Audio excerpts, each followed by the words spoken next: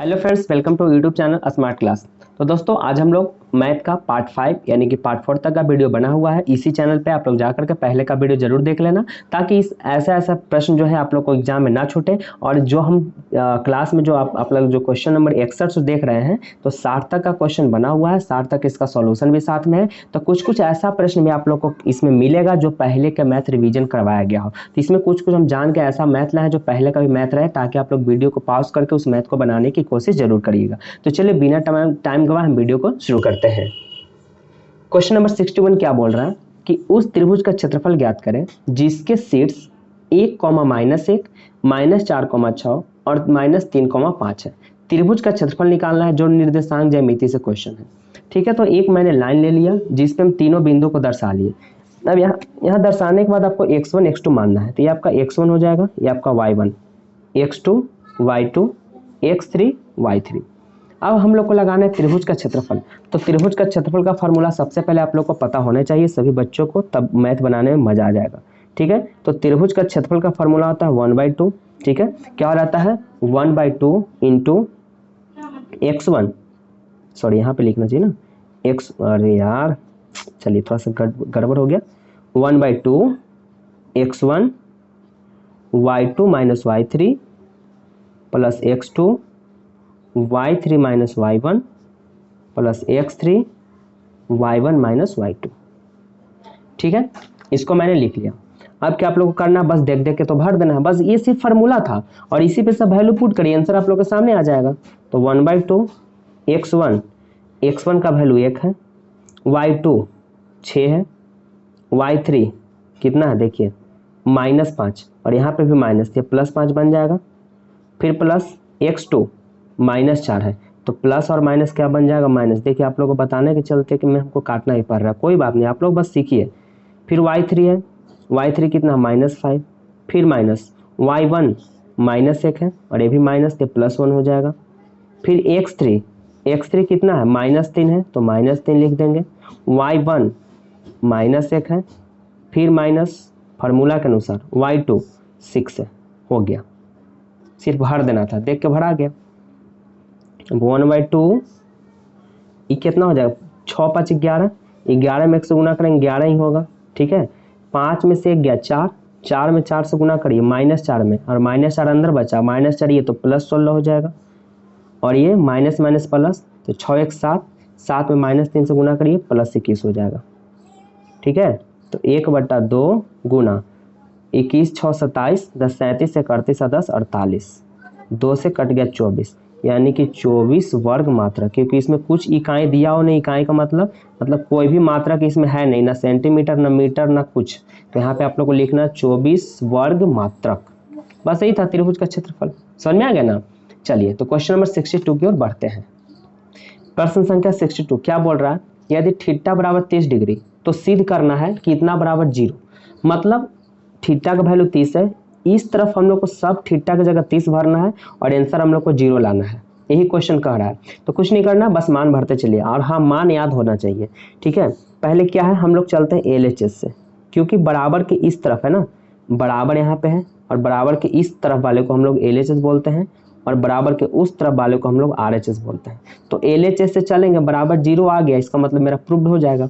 तो LHS में क्या है, 4 cos³ थीटा -3 cos थीटा। ठीक है, तो 4 गुना cos³ थीटा, तो पहले cos थीटा का मान भरिए, क्यूब बाद में लिखेंगे, पहले cos थीटा, तो cos का cos, क्यूब है तो क्यूब, और थीटा का वैल्यू कितना 30 डिग्री, यहाँ पे पहले भर दीजिए एक बार दिखा के। फिर -3 cos थीटा, तो 30 डिग्री यहाँ पे भी भर देना है। अब cos 30 का मान आप लोग को याद होना चाहिए, 4 गुना cos 30, तो cos 30 का मान √3/2 होता है, तो cos 30 का मान √3/2, और ऊपर क्यूब है तो ऊपर क्यूब करेंगे, -3 cos 30 डिग्री, तो यहाँ पे 30 है, 30 का मतलब यहाँ पे भी, सॉरी फिर cos क्यों लिखे हम तो फिर cos नहीं लिखना चाहिए ना हमको। फिर 3 का 3 हो जाएगा, और cos 30 का मान तो √3/2, यहाँ पे भी लिख देंगे √3/2। ठीक है, तो 4 गुना √3 का क्यूब कितना हो जाएगा, देखिए √3 का क्यूब, √3 गुना √3 गुना √3, कहने का मतलब तो ये हुआ, तो √3 मिल के तो खाली 3 हो जाएगा, क्योंकि रूट 9 बनेगा और रूट 9 का वर्गमूल तो 3 ही होगा ना, और ये रूट में रह जाए क्योंकि बेचारा अकेले है, तो इसका जब करेंगे तो 3√3 हो जाएगा और बटा 2 हो जाएगा, ठीक है। और साइड में आपका कितना है, -3√3 बटा 2, ठीक है। अब यहाँ पे क्या हो जाएगा, और यहाँ पे क्यूब कौन करेगा, यहाँ पे 8 हो जाएगा ना जी, 2 दूना 4 दूना का 8 है ना, यहाँ पे भी क्यूब तो करना पड़ेगा ना, √3 का क्यूब ये हो जाएगा, 2 का क्यूब ये हो जाएगा, ठीक है। अब ये वाला था लिख दिए। अब देखिए 4 दूना का 8 कट गया, तो यहाँ पे क्या बचा मेरे को, 3√3 बटा 2 -3√3 बटा 2, दोनों सेम मिल गया, तो सेम मिला तो ये भी आपका कट गया, तो कट के कितना आ जाएगा, 0 आ जाएगा। और इधर भी मेरा कितना था, 0 था, मतलब RHS आ गया, प्रूव्ड। इसके लिए आप लोग को थोड़ा मान याद रखना होगा, ये वैल्यू आप लोग को मान जो cos 30 का मान 3/2 ये आप लोग को याद रखना होगा, ठीक है, समझ गए। तो चलिए क्वेश्चन नंबर 63 की ओर बढ़ते हैं। क्वेश्चन नंबर 63 बेहद ही शानदार प्रश्न है। क्वेश्चन 63 क्या बोल रहा है, दो वृत्तों की त्रिज्या क्रमशः 8 सेंटीमीटर तथा 6 सेंटीमीटर है, उस वृत्त की त्रिज्या ज्ञात करें जिसका क्षेत्रफल दोनों वृत्तों के योग के बराबर है। देखिए ऐसा प्रश्न दो तरीका से क्या पूछता है, एक पूछेगा टोटली क्वेश्चन वही रहेगा, लेकिन यहाँ पे सिर्फ चेंज रहेगा कि जिसका परिधि दोनों वृत्तों के परिधि के योग के बराबर है। क्वेश्चन यहाँ पे ये चेंज कर सकता है, ठीक है। यही क्वेश्चन है, हम पहले का क्लास अगर देखे होंगे तो पहले का क्लास में बना हुआ है शायद ऐसा क्वेश्चन, मेरे ख्याल से ऐसा लग रहा होगा, लेकिन अगर नहीं है तो कोई बात नहीं, जरूर ऐसा प्रश्न हम करवा तो देंगे ही, लेकिन इसको समझ लीजिए, अगर ये समझ लीजिएगा तो ऐसा प्रश्न आप लोग खुद पे खुद बना सकते हो, ठीक है। तो इसको देखते हैं कैसे बनेगा। पहले दो वृत्त की त्रिज्या, दोनों वृत्त की त्रिज्या को लिख लीजिए, जो दिया हो तो उसको लिख लिया है। पहला वृत्त की त्रिज्या 8 सेंटीमीटर, दूसरे वृत्त की त्रिज्या 6 सेंटीमीटर, दोनों यहाँ पे दिया हुआ था। अब क्या बोला है, उस वृत्त की त्रिज्या ज्ञात करें जिसका क्षेत्रफल इन दोनों वृत्तों के क्षेत्रफल के योग के बराबर है। मतलब क्या बोल रहा है, वृत्त का क्षेत्रफल क्या होता है पहले ये पता कर लो, πr² होता है। तो जो वृत्त का क्षेत्रफल है ना, ये वाला जो नया वाला जो बनेगा, इन दोनों को वृत्त का क्षेत्रफल मतलब πr² प्लस πr² के योग के बराबर था। अब यहाँ पे 1 और यहाँ पे आप 2 कर दो। देखो क्वेश्चन फिर से समझ लीजिए क्या बोल रहा है, पहले तो था लिख दिए, उस वृत्त की त्रिज्या ज्ञात करें। वृत्त की त्रिज्या नया कब बनेगा, जब ये दोनों जुड़ेगा तब तो रेडियस नया ही बनेगा ना। अगर एक छोटा गोली है और दो छोटा गोली है, दोनों छोटा गोली के अगर जोड़ेंगे तो एक बड़ा गोली बनेगा, नया तो यही बनेगा। तो यही बात है, उस वृत्त की त्रिज्या ज्ञात करें जिसका क्षेत्रफल, ये दोनों का जो क्षेत्रफल है तो इसका क्षेत्रफल πr², इसका भी क्षेत्रफल πr², दोनों वृत्तों के योग के क्या है बराबर है, योग के क्या है बराबर है नया वाला। तो यहाँ पे देखिए इसको हम कैपिटल R से लिखे, बाकी दोनों को स्मॉल से लिखे, और स्मॉल से लिखने के बाद यहाँ 1 और यहाँ पे 2 हमने दर्शा दिया। इतना आप लोग समझ गए होंगे ना। अगर यहाँ पे परिधि का बात आता कि दोनों वृत्तों के परिधि के योग के बराबर, इसको समझ लीजिए। अगर परिधि बोलता तो यहाँ जो πr² लिख रहे हैं ना, यहाँ पे परिधि का फॉर्मूला लगा देते, 2πr = 2πr + 2πr, बस यही करना था। और यहाँ 1 यहाँ 2 करना था। यहाँ क्षेत्रफल बोला है तो क्षेत्रफल लगाएंगे, यहाँ परिधि बोलेगा तो परिधि लगाएंगे, बाकी पूरा कॉन्सेप्ट वही रहेगा जो अभी हम करने वाले हैं।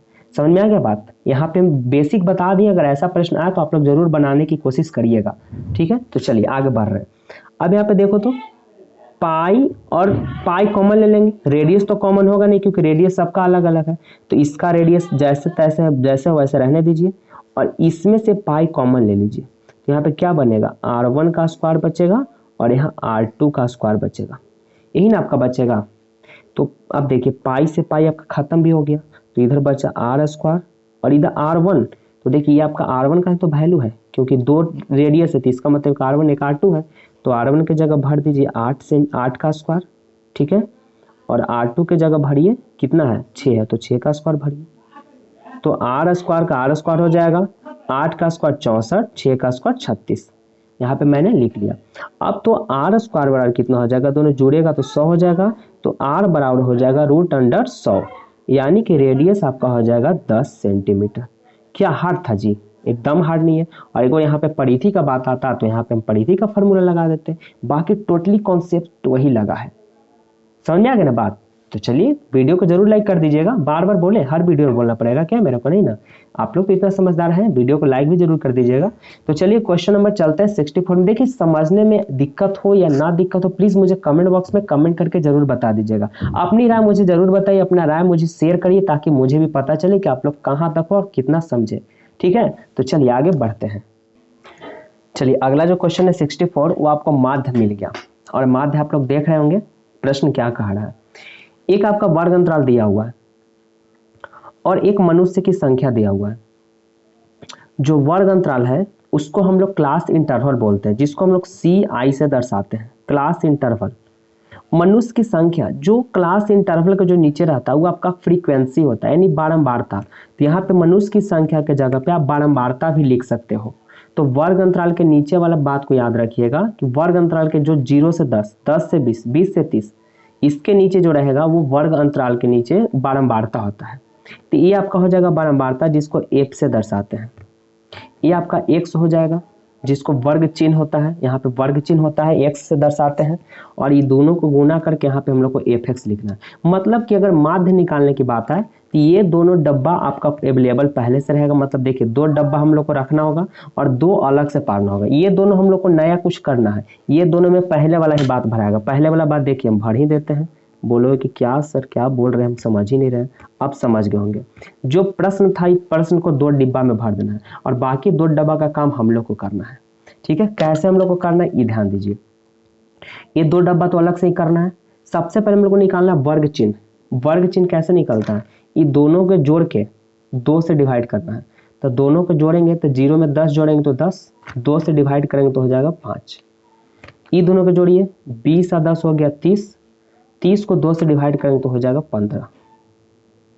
अब देखिए डिफरेंस कितना का, इतना जोड़ तो चलेगा तो दिक्कत हो जाएगा ना। चलिए एक और जोड़ लेते हैं, 30 और 20 50, 50 का आधा कितना हो जाएगा 25।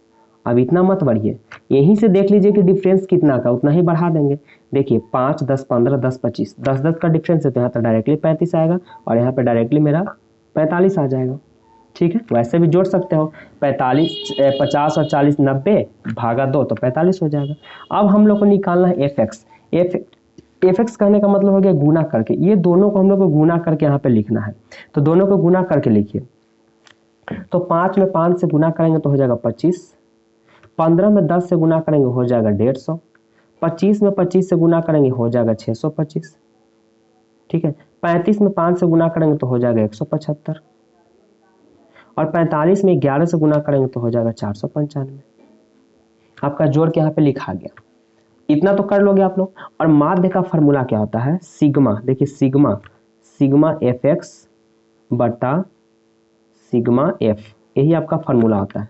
ये माध्य का मतलब हमको इसका जरूरत है और इसका जरूरत है। ये दोनों देखिए जो डब्बा हम नीचे बना रहे हैं, इसी दोनों का हमको जरूरत है ना। देखिए फॉर्मूला ही क्या बोल रहा है, सिग्मा एफ एक्स मतलब एफ एक्स चाहिए, सिग्मा एफ मतलब एफ वाला, यही दोनों चाहिए। इससे कोई मतलब नहीं, इससे सिर्फ क्या मतलब था कि दोनों को गुना करके एफ एक्स लाना था। तो चलिए इसको जोड़ लेते हैं।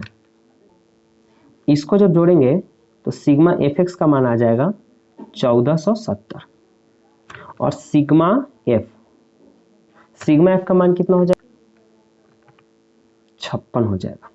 आप दोनों के डिवाइड करिए, मतलब यहीं पे बस वैल्यू लिख देना 1470 बटा 56। अभी जो कट रहा काट दीजिए, 2 से काटिए, 28 दूना का 56, ये 2 से काटेंगे, 2 से 14, 2 3 6 2 5 10, 735 बटा 28। ये आपका बटा में आ गया, लेकिन इसको हम लोग को बटा में नहीं रखना है, इसको डिवाइड करना है। 735 को अगर डिवाइड करेंगे 28 से तो आपका हो जाएगा कितना 26.25। और यही आपका था माध्य। कभी कभी माध्य आपका 5 नंबर में पूछ देता है और कभी कभी 2 नंबर, मतलब बोर्ड एग्जाम का जब दिमाग सनक गया तब वो अपना दिमाग लगा देता है। माध्य बहुलक, ये माध्यक और बहुलक ये तो 5 नंबर में पूछा हुआ है। और माध्य भी कभी कभी शायद मेरे ख्याल से तो अभी नहीं पूछा है, लेकिन माध्यक और बहुलक पूछ चुका है और माध्य 2 मार्क्स में पूछा है। तो देखिए माध्य कितना ईजी है ना, एकदम ईजी, सिर्फ गुना करना है। अब गुना नहीं आता होगा तब तो आप लोग के लिए भगवान ही किस्मत रहेंगे बन के, है ना। गुना तो खराना चाहिए। तो चलिए क्वेश्चन नंबर था 64। अब चलते हैं हम लोग क्वेश्चन नंबर 65 की ओर। क्वेश्चन नंबर 65, एक पासे को फेंकने पर 3 के अंक 3 के ऊपर आने की प्रायिकता। तो देखिए पासा फेंकेंगे तो टोटल घटना तो 6 बनेगा। 3 अंक के ऊपर कौन कौन आएगा, देखिए 3 के ऊपर आना चाहिए तो 4 5 6, टोटल 3 ही तो आ रहा है, तो 3 बटा 6 मतलब 1 बटा 2 आंसर हो जाएगा। कितना ईजी था। तो बस इसको बनाना तो है ना, तो लिख के बना देते हैं। अंक 3 के ऊपर आने की प्रायिकता, तो 3 के ऊपर कौन कौन आ रहा है, 4 5 6 आ रहा है, टोटल के गो आ रहा है 3 गो बटा 6, 3 दूना 6 यानी इसका भी 1/2 आंसर आ जाएगा। ठीक है ना। अब अगला प्रश्न क्या है, एपी से क्वेश्चन आ गया, A7 का मान 7, A13 का मान 35, तो D और S13 निकालना है। S13 है, ठीक है। तो A का मान 7 है, तो यहाँ से हम D का मान इसी से निकलेगा क्योंकि D का भी मान पूछ रहा है। तो यहाँ पे दिया हुआ है A13 बराबर 35, तो लिख दीजिए। A13 को हम लोग क्या लिख सकते हैं, A + 12D, क्योंकि ये कम करके लिखते हैं, बराबर 35। अब A का मान कितना है, 7 है यहाँ पे, तो A की जगह 7 भरिए आप। अब 12D छोड़िए इक्वल टू 35, 7 को इधर ले आएंगे तो 12D इक्वल टू 35 माइनस 7, तो 12D इक्वल टू कितना हो जाएगा, 28 हो जाएगा, होगा ना। तो D इक्वल टू कितना हो जाएगा, 28/12, 14 दूनी 7, 4 से कट जाएगा ना, 4 7 28, 4 3 12, तो D का मान आपका 7/3 आ गया।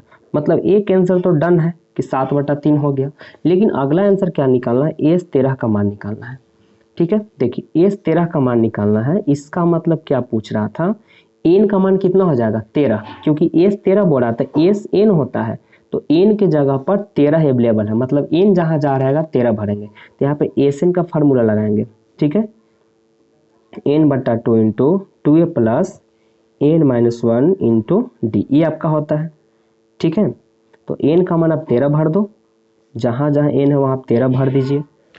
अब क्या करिए, 2 गुना a, तो a का मान तो 7 है ना, 7, n की जगह 13, और d का मान आपका 7/3 अभी लाए हैं, तो 13/2, 7 दूना का 14, 13 में से 1 गया तो बच जाएगा 12 गुना 7/3। ठीक है, चलिए अब आगे हम लोग बढ़ते हैं। 13/2 14 प्लस 12 सत्ते 84, खैर गुना करने से पहले तो काट ही देते हैं, 3 चौकी 12 कट जाएगा, तो 7 चौके 28 बच जाएगा। ठीक है ना, तो 13/2 गुना 18 4 28 4 32 और 10 42, और ये आपका कट जाएगा 21 बनाते हैं, 21 में 13 से गुना करेंगे 273, ये आपका आ गया S13 का मान 273। तो S13 का मान 273 और D का मान 7/3, जो ही आप लोग से पूछ रहा था, है ना, समझ रहे हैं ना। चलिए क्वेश्चन नंबर 67 की ओर बढ़ते हैं। लीजिए, क्या ये क्वेश्चन क्या हम बनाए जी, मेरी बहन, क्या हम बनाए, मेरे भाई लोग, क्या आप लोग का क्या विचार है, हम बनाए नहीं ना। हाँ, गुड गुड, बहुत बढ़िया, सब बच्चे बोले नहीं सर हम बनाएंगे, गुड, बहुत अच्छा लगा। चलिए वीडियो को पॉज करके जल्दी बनाइए। तो चलिए बन ही गया होगा, उम्मीद तो कर ही लेंगे कि आप लोग जरूर किए होंगे, क्योंकि इतना तो विश्वास है आप लोग पे, क्योंकि क्लास 10th के बच्चे हैं, समझदारी तो होगी ही। तो चलिए इसको अब मिलाइएगा, देखिए आंसर आ रहा है कि नहीं आ रहा है। शून्य का मतलब गुणनखंड तोड़ना है, तो x² प्लस 7x प्लस 10, चलिए गुणनखंड तोड़िए, x² plus 5x plus 2x equal to 10, क्योंकि इक्वल टू प्लस 10 हो जाएगा, तो x कॉमन ले लीजिए, x प्लस 5, देखिए यहाँ पे मैं स्पीड में निकल रही, क्योंकि मेरे भाई बहन को सभी को पता है कि कैसे यहाँ पे बनता है। तो x + 2 यहाँ लिख लीजिए, x + 5 यहाँ पे लिख लो, और बराबर क्या करना है 0, क्योंकि शून्य का निकालना है हम लोग को। तो x + 2 इक्वल टू 0 और x + 5 इक्वल टू 0, तो x इक्वल टू -5 एक यहाँ पे अवेलेबल हो गया, x इक्वल टू -2 एक यहाँ पे। अब लास्ट में क्या लिखेंगे, अतः शून्यक इक्वल टू -2 और -5। बस हो गया, रोना नहीं, हो गया। देखिए क्या आंसर सभी क्या आ रहा है ना। तो जो भी बच्चे वीडियो पॉज करके बनाए होंगे तो एक बार कमेंट करके जरूर बता दीजिएगा कि सर मेरा आंसर आया था, या जिनसे नहीं आया वो भी थोड़ा बताए कि मुझसे थोड़ा गड़बड़ी हो गई। लेकिन मुझे तो नहीं लगता कि गड़बड़ किए होंगे, सभी बच्चे बना लिए होंगे, तो एक बार कमेंट करके जरूर बता दीजिए कि हाँ बना या नहीं। तो चलिए क्वेश्चन नंबर 68 की ओर बढ़ते हैं। अब आप ही बताइए, हम पार्ट 5 जा रहे हैं। अब बताइए इस प्रश्न को हम छोड़ करके आगे कभी बढ़े होंगे, एकदम नहीं बढ़े होंगे, क्योंकि ऐसा प्रश्न हम जरूर करवाए होंगे। तो चलिए यहाँ पे भी वीडियो को रोकिए, चलिए फटाफट रोकिए, इसमें भी आप लोग जल्दी से लग जाइए। चलिए सही बच्चे एक बार कमेंट बॉक्स में कमेंट करके जरूर बताइए कि क्वेश्चन नंबर 68 यानी कि 68 का कितना आंसर आप लोग को आया। जिनसे बन गया वे कमेंट जरूर कर दीजिएगा, और जिनसे नहीं बना वे भी अपनी कमेंट बताएंगे कहाँ पे दिक्कत हो रहा था। तो चलिए अब हम वीडियो को शुरू कर रहे हैं। यहाँ पे यूक्लिड विभाजन का प्रयोग करके आपका इसका HCF निकालना है। तो HCF निकालने के लिए मेरे बहन और मेरे भाई क्या करना है, आगे बढ़ेंगे। सबसे पहले आप लोग को बचपन वाले बात को याद रखना है। 306 और 657 में डिवाइड करिए, कितना से लगेगा, यही आप लोगों को करना है। तो लगाइए, 6 दूनी 306 दूनी लग जाएगा 612, 7 में से 2 गया 5, 5 में से 1 गया 4, ये गया कट। अब इसको उतारी 306। अब देखिए कितना मराते लगता है, 45 से कितना लग जाता, 6 से लग जाएगा 270, ये हो गया 6, ये हो जाएगा 3, 1 कट गया। अब इसको लिखेंगे 45, 36 एकम 36, बच गया बाबू 9, 9 को घेरिए 36 लिखिए, 9 चौकी 36, यानी कि यहाँ पे गया गया पूरा कट। अब हो गया कट, तो हमको बनाना है शॉर्टकट। अब हम लोग आगे बढ़ेंगे। आगे क्या बढ़ेंगे, बस जैसे भाग चेक करते हो उसी प्रकार लिखना है। बीच वाले को आप यहाँ पे लिख दीजिए 657 को। अब भाग चेक कैसे करते हैं, इस दोनों को गुना करते हैं, नीचे वाले को जोड़ते हैं। जस्ट वही प्रकार आपको करना, 306 गुना 2 और प्लस नीचे क्या है 45, इसको आप जोड़ लीजिए बस। अब दूसरा स्टेप में जा रहे हैं। अब दूसरा स्टेप ये था, तो बीच में 306 है, जो जो बीच में उसको पहले आगे करना है। 306 को निकालें तो 45 में 6 गुना करेंगे 36 जुड़ेगा, 45 गुना 6 प्लस 36। ये क्रिया तब तक करेंगे जब तक कि मेरा पूरा कटा हुआ ना मिले। अब तीसरा बॉक्स में जा रहे हैं, इसमें बीच में कितना है 45 यानी 45 है, तो इसको लिखेंगे 36 गुना 1 प्लस 9। चलिए अगला स्टेप में जाएंगे, तो बीच में 36 है, तो 36 बराबर क्या लिखेंगे 9 गुना 4 प्लस 0, क्योंकि नीचे अब पूरा कटा हुआ मिल गया। अब यहाँ पे जा करके कट गया, मतलब मेरा जो HCF आ जाएगा, HCF आपका कितना आ जाएगा 9 आ जाएगा। ठीक है ना, यही आपका हो गया यूक्लिड विभाजन से, यही आपका यूक्लिड विभाजन, ये आपका भाग विधि हो गया। ये हम लोग को नहीं बनाना है, हम लोग को ये प्रक्रिया करना है यूक्लिड विभाजन से। तो समझ में आ गया इतना बात ना, समझ में आ गया। और HCF 9, यहाँ पे भी HCF 9 ही आता, कोई दिक्कत नहीं ना। आगे बढ़े चलिए, हाँ अच्छी बात है, आगे बढ़ रहे हैं। चलिए क्वेश्चन नंबर 69, इसको आप लोग बिल्कुल भी ईजी में ना लीजिएगा, क्योंकि ये प्रश्न, हाँ सभी क्वेश्चन को ले सकते हैं, लेकिन इस वाले प्रश्न को ईजी में मत लीजिएगा। ठीक है, इसको देखिए कहाँ तक सॉल्यूशन कैसे बनेगा। अब ध्यान से समझिएगा, क्योंकि ये प्रश्न एग्जाम में आया हुआ है, और यही प्रश्न जब भी देगा तो यही एग्जाम में देता है। 2 तरह का प्रश्न पूछेगा, 2 ही को क्वेश्चन में पूछता है, एक ये वाला और एक दूसरा प्रश्न है। ठीक है, दूसरा टाइप का, लेकिन ये वाला क्वेश्चन ज्यादा पूछता है, 2 ही तरह का क्वेश्चन पूछेगा। तो चलिए इसको देखिए कैसे। पहले मान भरिए, cos 45 का मान 1/√2, मान तो सभी बच्चों को याद होना चाहिए, बटा sec 30, तो sec 30 का मान हो जाएगा 2/√3, cosec 30, तो cosec 30 का मान हो जाएगा 2, नीचे कुछ नहीं था आप 1 मान सकते हो। ये था आपका यहाँ पे सबका मान। अब इसको हल करते चलिए, तो 1/√2, नीचे क्या करना है √3 और 1 का एलसीएम √3 ही होगा, √3 कट गया, बचा 2, तो 2 लिख देंगे। डिवाइड करिए 1 से अच्छा ये सब तो खैर जान ही रहे हैं ना, काहे टाइम बर्बाद करें, आप लोग तो समझ ही रहे, इतना समझदार तो है ही है। भिन्न के जोड़ घटाव किया हुआ, वैसे भी देखने जिधर गया उधर गुना, बस इतना नहीं समझे, जिधर गया उधर गुना। इधर खाली था ना, नीचे कुछ नहीं, 1 तो हम अपने मन से माने, इधर खाली था तो गुना कर देना है।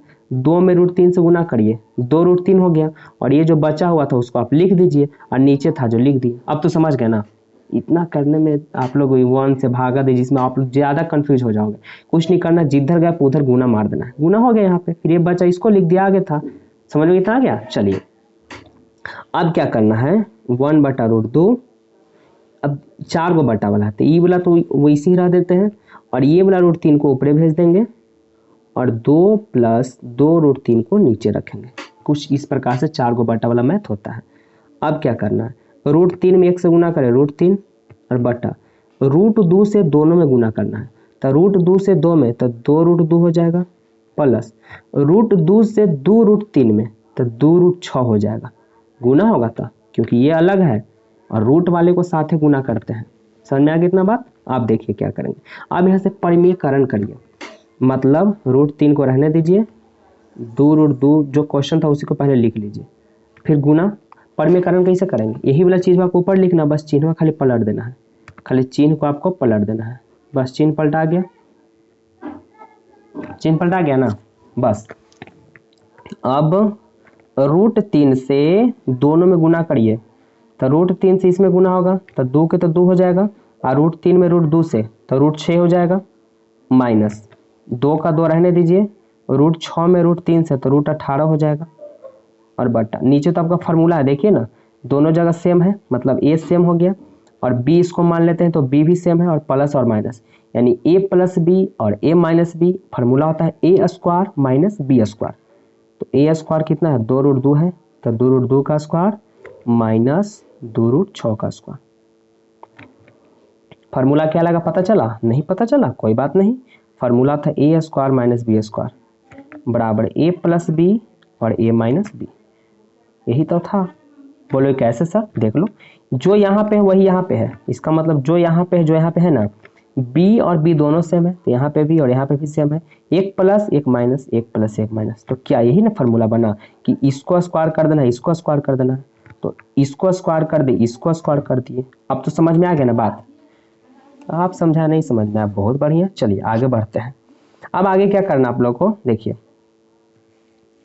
इसमें से देखिए तो कॉमन 2 कॉमन है ना, दोनों में 2 है, तो दोनों में से 2 निकाल लेते हैं तो √6 माइनस √18 बचेगा।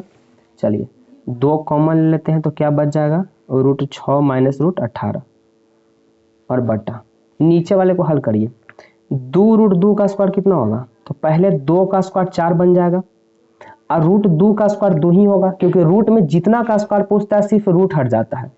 अगर √8 का स्क्वायर पूछेगा तो सिर्फ 8 ही होगा, √16 का स्क्वायर पूछेगा तो सिर्फ 16 होगा।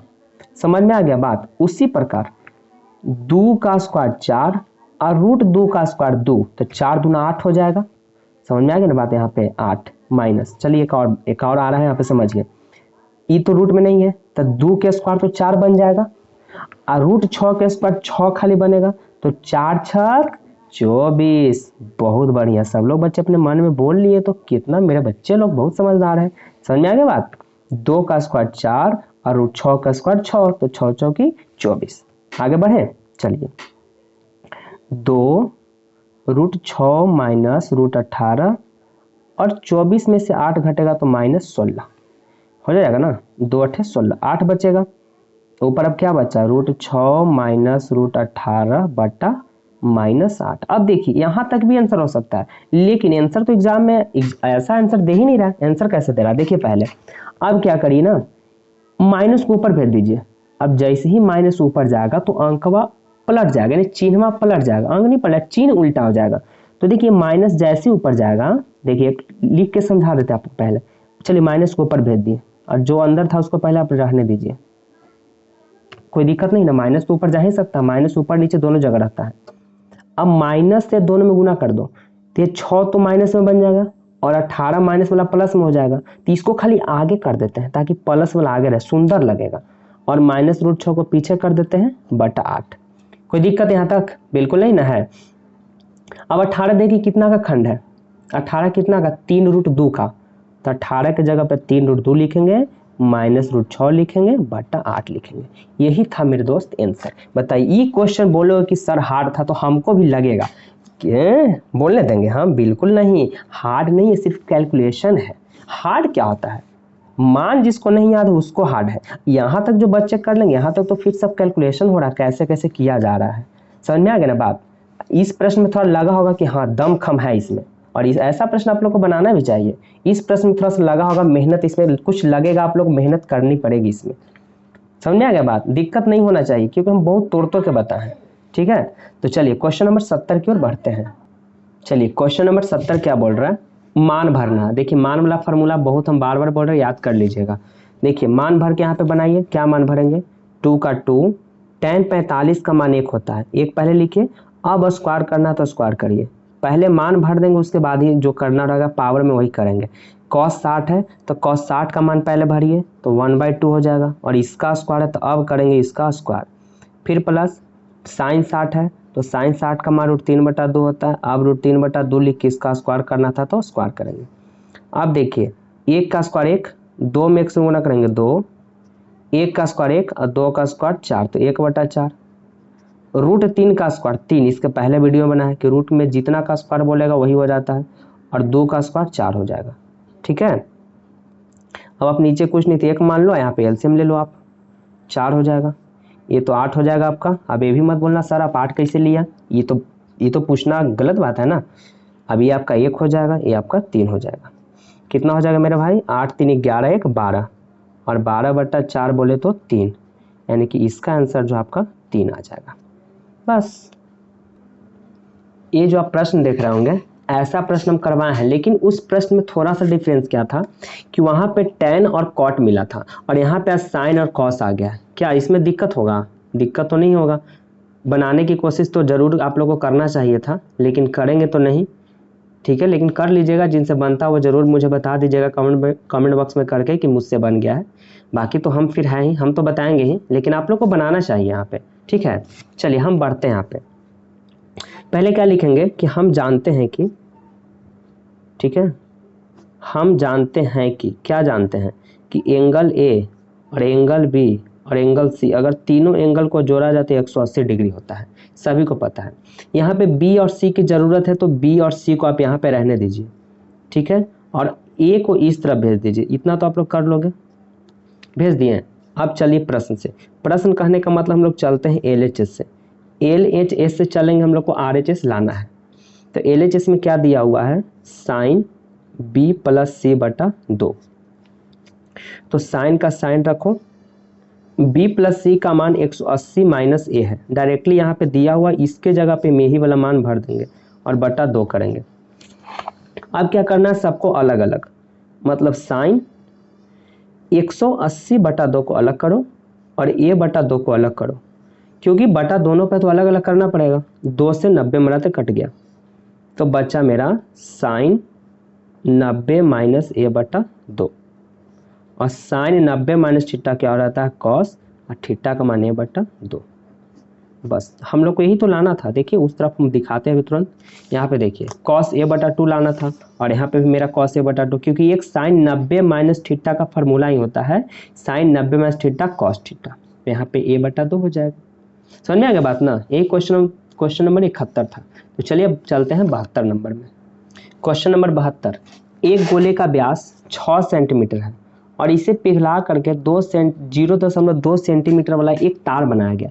पहले गोला था, गोला बोले तो गोली जो आप लोग कंचे खेलते होंगे बचपन में, उसी को गोली जैसे फुटबॉल, एक तरह से एक फुटबॉल था छोटा, मतलब गोली समझिए, उसका व्यास 6 सेंटीमीटर था और उस गोली को पिघला दिया और पिघला करके एक तार बनाया, जो घर में वायर यूज कर रहे हैं तार बना दिया। इसका मतलब था गोला और कन्वर्ट कर दिया बेलन में, क्योंकि तार बेलनाकार होता है। तो समझ जाइए कि दोनों का जो आयतन होगा बराबर होगा। एक बात आप लोग ध्यान रखिएगा, जब भी किसी चीज का फॉर्मेशन चेंज कर दे, रूप किसी का चेंज इस रूप से उसमें हो जाए, इसका मतलब समझ जाइए कि दोनों का जो आयतन होगा वो इक्वल होता है। तो यहाँ पे दिया हुआ था, दोनों में व्यास दिया हुआ, तो दोनों व्यास को पहले त्रिज्या बदलते हैं। तो गोले का व्यास 6 सेंटीमीटर, तो गोले का त्रिज्या कितना हो जाएगा, गोले का व्यास 6 सेंटीमीटर, तो इसका त्रिज्या हो जाएगा, क्योंकि त्रिज्या आधा होता है ना, तो त्रिज्या हो जाएगा 6/2 यानी कि 3 सेंटीमीटर। तो गोला का त्रिज्या ही हो गया।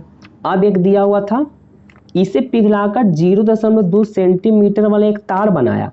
तार बोले तो बेलन, यहाँ लिख भी देते हैं ब्रैकेट में बेलन, क्योंकि तार बेलनाकार होता है। तो बेलन का व्यास दिया हुआ है, ठीक है ना। तो बेलन का व्यास है 0.2 सेंटीमीटर। तो आखिर बेलन का फिर त्रिज्या कितना होगा मेरे भाई, तो बेलन का त्रिज्या कितना होगा 0.2/2, क्योंकि आधा ही तो होता है, जब ये कटेगा तो 0.1, यानी त्रिज्या 0.1 सेंटीमीटर हो जाएगा। ठीक है, इसका त्रिज्या 0.1 सेंटीमीटर। अब क्या बोला था, दोनों को पिघलाया, मतलब एक को पिघलाया और बेलन में बदल दिया, मतलब था गोला, उसको बदल दिया बेलन में, यानी कि गोले के आयतन बराबर बेलन का आयतन, ठीक है ना। गोला का आयतन बराबर बेलन का आयतन, दोनों का आयतन सेम था, सेम हो जाएगा ना, क्योंकि पिघला रहा है। तो गोला का आयतन क्या होता है 4/3 πr³ और बेलन का आयतन होता है πr²h। चलिए जो कट रहा है उसको काटिए, पाई ही कट रहा है, रेडियस मत काट देना, क्योंकि इसका त्रिज्या 3 है और इसका त्रिज्या कुछ अलग है, तो दोनों अलग अलग ही नहीं कि r² से यहाँ पे 2 गो रेडियस कट जाएगा, वो गलत हो जाएगा। समझ रहे बात को। तो 4/3 रहने दीजिए। और गोला का त्रिज्या कितना दिया हुआ है, देखिए 3 है, तो 3 को 3 बार लिखेंगे, 3 × 3 × 3, और इसका त्रिज्या कितना है 0.1, तो तो 0.1 गुना 0.1 गुना एच, क्योंकि यही तो पूछ रहा है तार की लंबाई। तो तार को अगर ऐसे रख देंगे, अगर ऐसे रखेंगे तो तार क्या होगा, लंबा चला जाएगा। लेकिन तार को अगर इसे खड़ा करके रखेंगे, खैर खड़ा तो दिखा नहीं सकते हैं, अगर खड़ा रखेंगे इसका मतलब ऊंचा हो जाएगा, लंबा उसको भी तो कहेंगे कि अगर नीचे से ऊपर देखना तो नहीं बोलते कि कितना लंबा मकान है ना, कितना ऊंचा मकान है, इसका मतलब लंबाई बोले चाहे ऊंचाई बोले बात सेम होगा। अब यहाँ पे काटिए, 3 से 3 खत्म, तो कितना 4 × 12, 12 × 36, और ये कितना हो जाएगा, ये तो पॉइंट हटाएंगे तो 1/10 गुना 1/10 हो जाएगा और गुना एच हो जाएगा। ठीक है, अब करिए तिरछा तिरछी गुना, तो नीचे कुछ नहीं थे तो 36 में पूरा से गुना करिए, 36 में 10 से फिर 10 से, तो ये हो जाएगा आपका 3600 और इधर बच जाएगा एच, यानी एच आपका आ जाएगा 3600 सेंटीमीटर। लेकिन मीटर सेंटीमीटर, अब मीटर में निकालना होगा तो 100 से डिवाइड कर देंगे, यानी एच बराबर हो जाएगा 36 मीटर, क्योंकि जब मीटर में निकालना होगा तो 100 से डिवाइड करेंगे, 2 0 से 2 0 खत्म, तो हाइट आपका हो जाएगा 36 मीटर। तो यहाँ पे भी आंसर सही होगा, यहाँ पे भी कोई भी आप आंसर लिख दो सही हो जाएगा। देखिए यही था क्वेश्चन, कितना ईजी था। चलिए, तो कैसी वीडियो लग रही है, वीडियो अच्छी लग रही है तो प्लीज़ वीडियो को लाइक कर दीजिएगा, और चैनल पर अगर न्यू होंगे तो चैनल को सब्सक्राइब जरूर करिएगा, क्योंकि अभी मेरा चैनल परिवार बहुत ही छोटा है, तो चैनल परिवार को बड़ा आप ही लोग कर सकते हैं, क्योंकि यहाँ पढ़ाई कंटेंट तो आप लोग देख रहे होंगे, पढ़ाई से आप लोग को पता चल रहा होगा कि कैसा यहाँ पे सोल्यूशन मिल रहा है। तो वीडियो कैसी लग रही होगी इसके बारे में तो कुछ बता नहीं सकते हैं, ये आप ही लोग राय बताएंगे। तो प्लीज़ एक बार कोशिश करिए और चैनल को जरूर उस मुकाम तक पहुँचाइए, क्योंकि हम बहुत मेहनत कर रहे हैं, तो आप लोग भी मेहनत जरूर करिएगा। तो चलिए क्वेश्चन नंबर चलते हैं 73 की ओर। क्वेश्चन नंबर 73 को बहुत ही ध्यान से समझने की कोशिश करेंगे, क्योंकि इस प्रश्न को ध्यान से समझिए, कैसे इस प्रश्न में खेल खेलना है हम लोग के साथ। कह रहा है कि एक साइकिल 500 चक्कर चलता है, मतलब साइकिल चलना स्टार्ट हो गया और 500 चक्कर जब वो चक्का घूमा तो 11 किलोमीटर तक वो पहुंच गया। तो पहिए का व्यास पूछ रहा है। कितना छोटा क्वेश्चन है, लेकिन सॉल्यूशन छोटा मत समझिएगा। तो समझेंगे, यहाँ पे एक साइकिल था, यहाँ पे मान लिया जाए साइकिल था, ठीक है, साइकिल तो खैर हमको पारने आता नहीं, मान साइकिल का चक्का है। अब यहाँ पे करना क्या था कि साइकिल यहाँ से चलना स्टार्ट हुआ और ये चक्का जो ना 5000 बार घूमा तो जा करके 11 किलोमीटर की दूरी तय कर लिया, यानी मीटर में चेंज करें तो 11,000 मीटर तक वो चला गया। तो एक बात समझ लीजिए आप लोग कि अगर जिसमें अभी साइकिल रुका हुआ, अब यहाँ से घूमना चालू हुआ, जैसे ही यहाँ से घूम के अगर यहाँ पर एक बार आएगा तो समझ लीजिए कि वो वृत्त की परिधि होता है, और हम लोग को एक चक्कर निकालना होगा तो इसका मतलब वृत्त की परिधि निकालना पड़ेगा। वृत्त की परिधि 2πr, जब भी एक चक्कर की बात आएगा तो वृत्त की परिधि ही निकालना है। समझ गए, इतना पहले बात समझ लीजिए। यहाँ पे एक चक्का था और बोलेगा कि एक चक्का का रेडियस दिया हुआ, मान लीजिए दे ले रहा था 12 सेंटीमीटर, कहेगा कि एक चक्कर में कितना दूर जाएगा, तो बस कुछ नहीं करना, एक चक्कर में ना घुमाना है ना, तो बस सीधे आप 2πr निकाल लो, डायरेक्टली मेरे को ये निकालना होगा। लेकिन यहाँ पे क्वेश्चन इसी प्रकार का कुछ कह रहा है, समझिए क्या है। 5000 चक्कर लगाता है, 11 किलोमीटर की दूरी तय कर ले रहा है, ठीक है, मतलब दूरी है कितना, पहले इसको लिख लेते हैं। दूरी हम लोग को जाना कितना था, 11 किलोमीटर चला गया है, इसको पहले मीटर में कन्वर्ट कीजिए तो 11 गुना 1000, मतलब 11,000 मीटर टोटल दूरी तय कर लिया। अब क्या बोला, 5000 चक्कर लगा, पहले ये हम पता करें कि एक चक्कर में कितना गया होगा। ठीक है, ये 5000 चक्कर में इतना गया तो एक चक्कर में कितना गया होगा, एक चक्कर में तय की गई दूरी, सुनिएगा, एक चक्कर में तय की गई दूरी।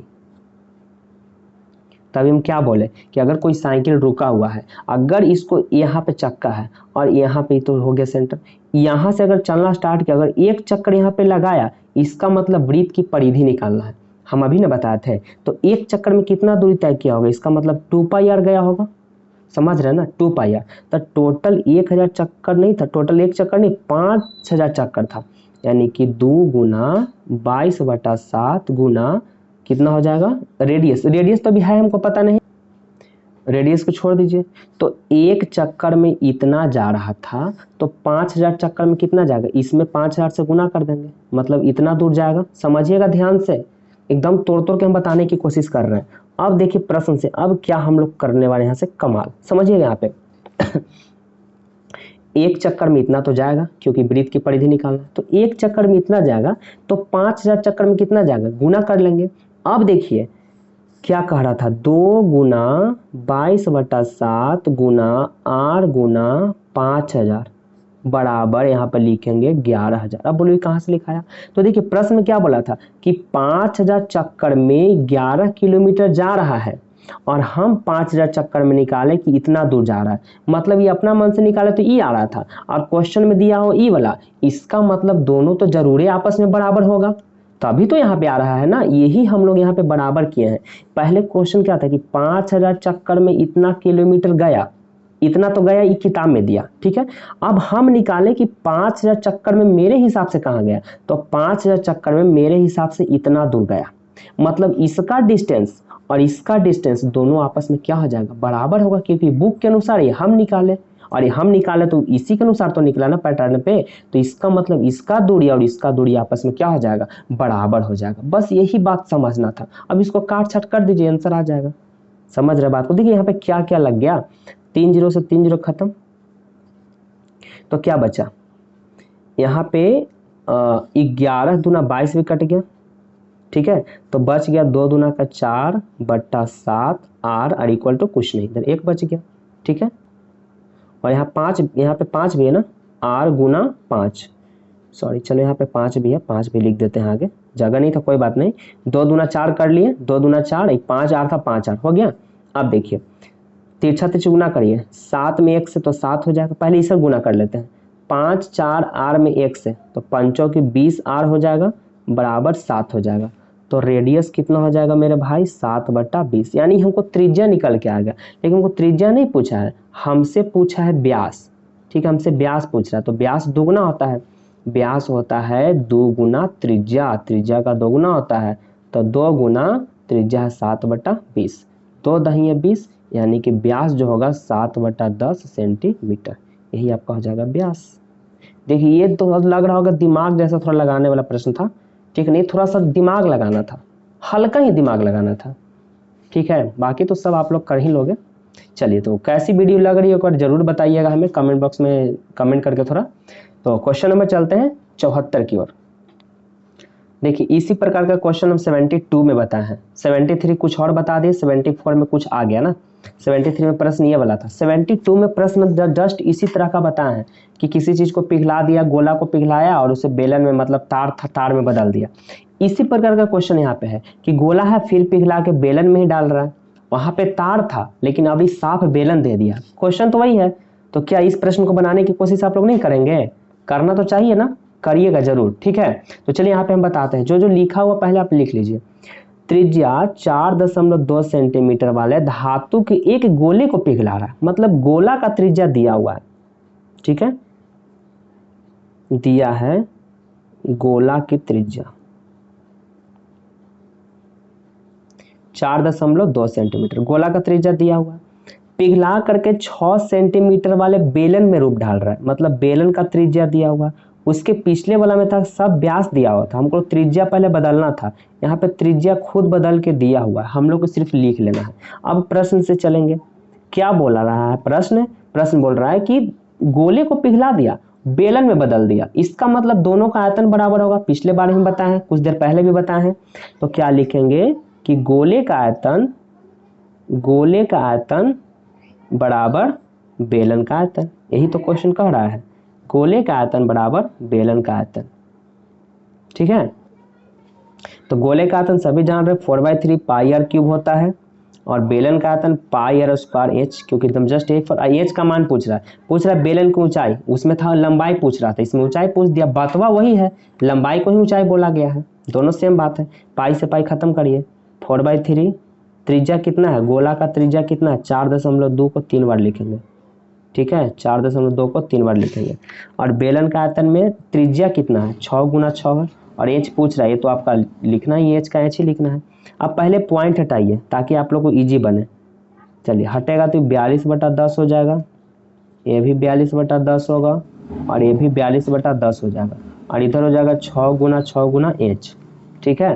तो काटिए, 3 से कटेगा 14 तिया 42, और कोई कट रहा है, देखिए कैसे कैसे कटेगा, तो हम रेड पेन का यूज कर लेते हैं ताकि आप लोग को पता चले। चलिए अब देखिए 6 सत्ते 42, ये आपका कट गया। अब क्या करेंगे, फिर 6 सत्ते 42 कट जाएगा। अब तो कुछ उधर है ही नहीं है जी, अब तो उधर कुछ बच ही नहीं रहा, अब तो गुना ही करना पड़ेगा हमको। चलिए तो गुना करके लिखिए, 7 सत्ते 49 में 4 से और 14 से, 14 चौके 56 में 49 से गुना करेंगे तो आ जाएगा 2774। अब बटा नीचे 1 पर 3 जीरो, 10 देंगे 100 देंगे 1000 बराबर इंच इधर बचेगा। तो अब क्या हो जाएगा, 3 पॉइंट बनेगा, 3 जीरो है तो यहाँ पे मतलब 2.744 बराबर सेंटीमीटर बराबर इंच। मतलब इंच का जो वैल्यू आ जाएगा, तार की जो ऊंचाई होगा वो 2.744 सेंटीमीटर के आसपास आएगा। यही था इसका सॉल्यूशन। तो चलिए अब चलते हैं आज का आखिरी प्रश्न यानी क्वेश्चन नंबर 75 को लेकर के, जो आज का आखिरी प्रश्न है। पार्ट 5 आज का खत्म हो जाएगा। तो आप लोग सभी मैथ को रिवीजन जरूर कर लेना, क्योंकि इतना मैथ बहुत सारा होगा, आप लोग मैथ में रिवीजन कर लेंगे तो मैथ की तो समस्याएं दूर हो जाएंगी। तो चलिए क्वेश्चन नंबर 75 जो लास्ट प्रश्न रहेगा, क्वेश्चन 75 की ओर आ गए हैं। एबीसी एक समद्विबाहु त्रिभुज है। देखिए यहाँ पे एक समद्विबाहु त्रिभुज तो बना लिए हैं, लेकिन एंगल कहाँ पे समकोण बोला उसको ध्यान देना है। एबीसी एक समद्विबाहु त्रिभुज है। समद्विबाहु त्रिभुज उसको कहते हैं जिसका दो भुजाएं बराबर होगी। तो देखिए ये भुजा कभी भी अप डाउन इधर उधर नहीं होता है, जब भी दोनों भुजा बराबर होगा तो यही दोनों बराबर होगा, क्योंकि एक सबसे बड़ी भुजा कर्ण होती है, जो कर्ण कभी भी हिल डुल नहीं होगी, तो ये अपने आप में ही बड़ी होती है। तो यही दोनों आपस में बराबर होगा, क्योंकि समद्विबाहु बोला है तो दो भुजा बराबर होगा, इसका मतलब यही दोनों बराबर होगा, इससे तो कोई मतलब है नहीं। ठीक है, जिसका कोण सी समकोण है, यहाँ पे साफा बोल दिया कि सी आपका 90 डिग्री, इसका मतलब ये सी हो जाएगा। अब बाकी ए भी बच गया, तब ए भी कहीं पे भी लिख सकते हैं, यहाँ पे ए लिख देंगे तो यहाँ पे बी लिख देंगे, अगर यहाँ पे ए लिख रहे हैं तो यहाँ पे बी लिखेंगे, लेकिन सी तो यहीं पे रहेगा। ये हम नहीं, प्रश्न कह रहा है। इतना समझ में आ गया। तो सीधे क्या करना है कि ए बी स्क्वायर बराबर 2ac स्क्वायर। तो चलिए हम यहाँ पे लिखना चालू करते हैं। क्या क्या लिखना है, सबसे पहले दिया है त्रिभुज एबीसी एक समद्विबाहु त्रिभुज है, समद्विबाहु त्रिभुज है, इतना लिख दिए। अब समद्विबाहु त्रिभुज है, इसका मतलब कि जो AC और BC दोनों आपस में बराबर होगा। AC बराबर क्या हो जाएगा, BC। ठीक है, क्योंकि समद्विबाहु का बात आया था। अब देखिए कर्ण यहाँ पे AB है, ऐसे आप लोग पढ़े होंगे तो AC यही बार बार पढ़ते होंगे ना, तो बोले होंगे कि AC कहाँ से बोल रहे हैं, तो AC इस वजह से बोल रहे हैं क्योंकि ये भुजा AC है, और जो सबसे बड़ी भुजा वो कर्ण AB यहाँ पे नाम हो गया है। ठीक है, तो AB BC के बराबर हो जाएगा। अब हम लोग चलते हैं पाइथागोरस प्रमेय से। पाइथागोरस थ्योरम अगर आप लोग नहीं देखे होंगे तो इस चैनल पे इसका लिंक तो है ही, लिंक भी नीचे हम दे देंगे, कोशिश करेंगे कि दे दें। अगर नहीं देखे होंगे तो पाइथागोरस प्रमेय को जरूर सिद्ध कर लीजिएगा, एग्जाम में बहुत आने का चांस रहता है। तो चलिए पाइथागोरस प्रमेय से चलेंगे। पाइथागोरस प्रमेय क्या कहता है, जो कर्ण का वर्ग है, मतलब कर्ण AB है, AB का जो वर्ग है, ई दोनों भुजा के वर्ग मतलब AC का वर्ग और BC का वर्ग के योग के क्या है, बराबर है। यही होता है पाइथागोरस। मतलब ये वाला एक अलग साइड में रहेगा, दोनों को जोड़ के एक जगह लिखना है। अब देखिए AB का AB स्क्वायर छोड़िए, AB का स्क्वायर तो AB स्क्वायर ही होगा, सभी को पता है। और AC यहाँ पे हमको लाना है ना, AC हमको लाना है, मतलब AC को हम कुछ छेड़छाड़ नहीं करेंगे, AC का स्क्वायर AC स्क्वायर ही होगा। और BC बोल रहा है तो BC देखिए तो AC के बराबर है, तो BC की जगह हम AC भी भर सकते हैं, तो BC की जगह AC भरेंगे, इसका स्क्वायर है तो स्क्वायर करेंगे तो AC स्क्वायर ही होगा। तो बन जाएगा AB स्क्वायर बराबर AC स्क्वायर कितना हो गया, 2AC स्क्वायर। लीजिए हो गया प्रूव्ड। कितना छोटा में था, देखिए यही ना लाना था। देखिए दोनों सेम ही एकदम सामने मिल रहा है। क्या कुछ हार्ड था, कुछ किए इसमें, नहीं किए, जो प्रश्न बोला उसके अनुसार चलते चले गए, बन गया। तो वीडियो कैसी लगी एक बार जरूर हमें बताइएगा दोस्त। तो चलिए आज के लिए बस इतना ही रहने देते हैं। पार्ट नंबर 6 कोशिश करेंगे कि अगला वीडियो में पार्ट नंबर 6 है, और 6 और 7 तक ही रोक देंगे, क्योंकि इतना प्रश्न बहुत हो गया। लेकिन अगले में और कोशिश करेंगे लाने के लिए नए, क्योंकि नया तो लाएंगे, साथ में कुछ ऐसा भी क्वेश्चन लाएंगे जो पहले आप लोग पढ़ चुके हो रहेंगे। ठीक है, ताकि आप लोग वीडियो को रोक करके बनाने की कोशिश जरूर करिएगा। तो चलिए बस आज के लिए इतना ही, हम लोग मिलते हैं अब अगले क्लास में। तब तक के लिए दोस्तों बाय बाय, टेक केयर।